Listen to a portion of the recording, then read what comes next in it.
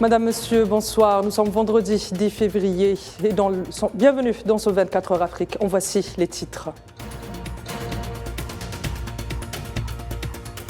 Un article de l'agence de presse algérienne APS précise les contours de l'affaire de l'exfiltration d'une ressortissante algérienne. Ça sera en début d'édition.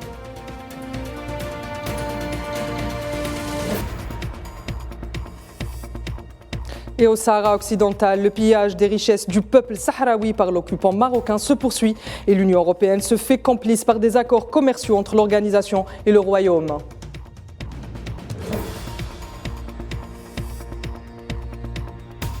L'Union fait la force et ça semble être un mantra pour le Burkina Faso, la Guinée et le Mali qui envisagent de faire front ensemble contre les sanctions de l'Union africaine et de la CEDEAO.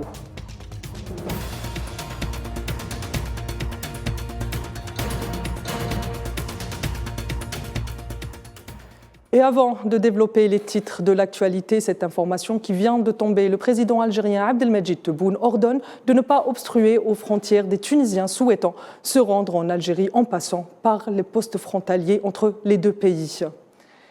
Et on enchaîne avec l'affaire de l'exfiltration d'une ressortissante algérienne vers la France par la Tunisie commence à montrer ses contours et se précise. Un article de l'agence algérienne Algérie Presse Service revient sur cette affaire et les non-dits qui l'entourent. Leïla Guertal. La France s'afficherait-elle au grand jour? Si tel est le cas, eh bien, disons que le but est sur le point d'être atteint. Sinon, comment s'explique cette histoire de l'exfiltrée algérienne vers la France, qui n'est ni journaliste, encore moins militante, qui passe de l'Algérie vers la Tunisie et se retrouve en France pour paraître 48 heures après sur les plateaux de télévision françaises sur des chaînes publiques qui lui offrent une tribune pour s'exprimer. C'est en ces termes que s'est interrogé un article sur l'APS dans sa publication d'hier sur cette opération illégale d'exfiltration.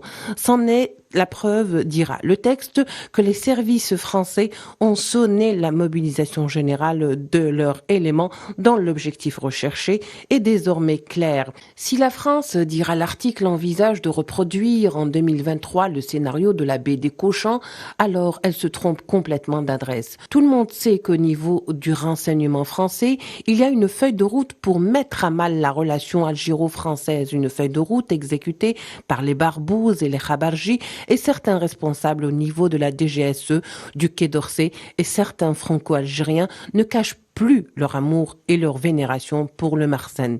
Il est donc désolant, conclut le texte de l'APS, que ce qui a été construit par les deux présidents, Tebboune et Macron, pour ouvrir une nouvelle page tombe en ruine et la rupture ne semble pas loin. Algérie, toujours le ministre des Affaires étrangères et de la communauté nationale à l'étranger, Ramtan Lamamra, a pris part au 32e sommet du mécanisme africain d'évaluation par les pairs. Le sommet s'est tenu sous la présidence de la Sierra Leone, a été sanctionné par l'adoption de plusieurs documents dans le rapport annuel sur l'état de la gouvernance en Afrique. À noter que le sommet a été organisé dans le cadre de la préparation du 36e conférence des chefs d'État de gouvernement de l'Union africaine prévue à Addis Abeba les 18 et 19 février courants. Diplomatie algérienne toujours, le conseil exécutif de l'UNICEF a adopté à New York à l'unanimité le programme de coopération avec l'Algérie pour la période 2023-2027. Un programme qui contribue au soutien des efforts déployés par l'Algérie pour atteindre les objectifs de développement durable, notamment dans les domaines de l'éducation, du renforcement des capacités, des premiers soins et de la protection sociale. Je vous propose d'écouter Nadir Larbaoui, représentant de l'Algérie auprès des Nations Unies. Mon pays accueille avec joie le nouveau document du programme régional pour l'Algérie 2023-2027.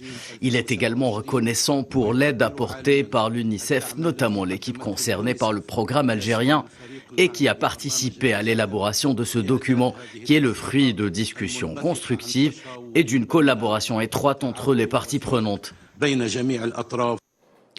On reste dans le nord du continent avec le Sahara occidental dont les richesses font objet de spoliation en raison de l'accord commercial conclu en 2019 entre le Royaume et l'Union européenne. Un mécanisme qui a permis d'accélérer le pillage des ressources en tout genre de la dernière colonie d'Afrique. Et ce, en dépit du droit international. Ainsi, rien que les eaux poissonneuses de Dakhla dans les territoires occupés représentent 78% des captures marocaines. Les détails avec Amin Toutah.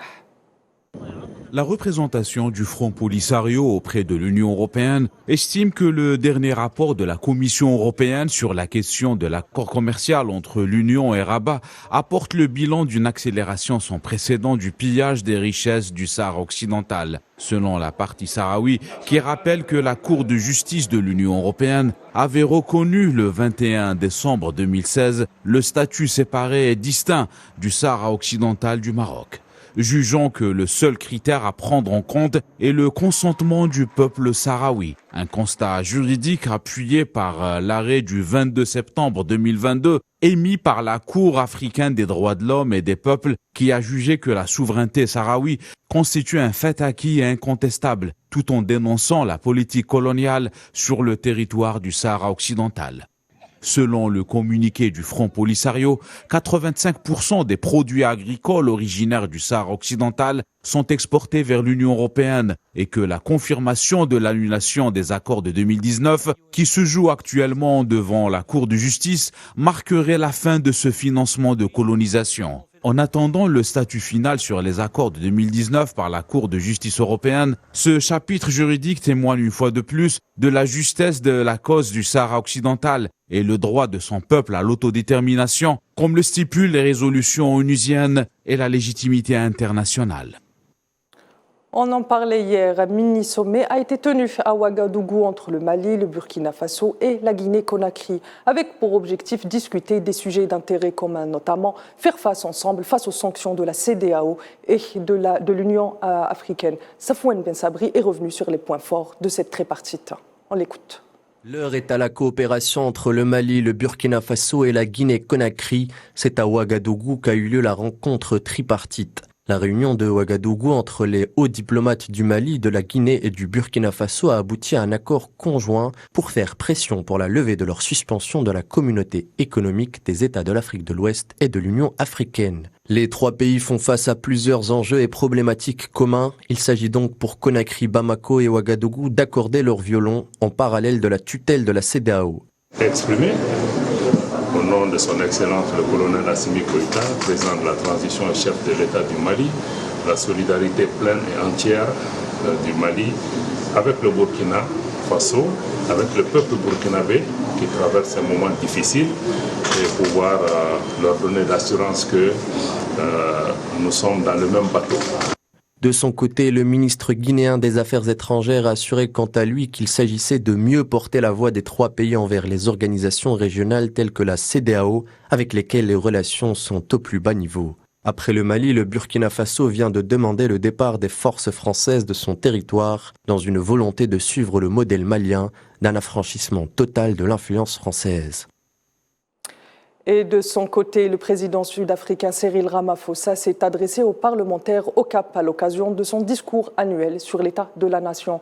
Ramaphosa a déclaré l'état de catastrophe nationale comme l'avait fait lors du Covid-19 face à la crise énergétique qui frappe le pays. Une urgence qui intervient au moment où l'entreprise sud-africaine Eskom ne parvient pas à produire suffisamment d'énergie avec ses centrales à charbon. Le pays a d'ailleurs enregistré un taux record de délestage cette année.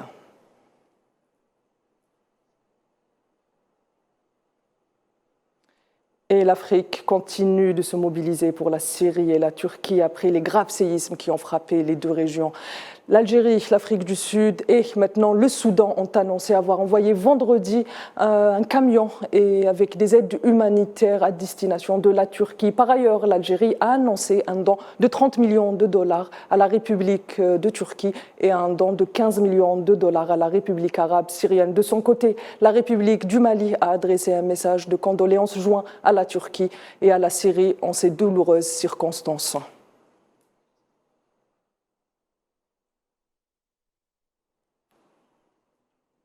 Madame, Messieurs, c'est la fin de cette édition. Je vous retrouve demain. Excellente soirée sur Al 24 News.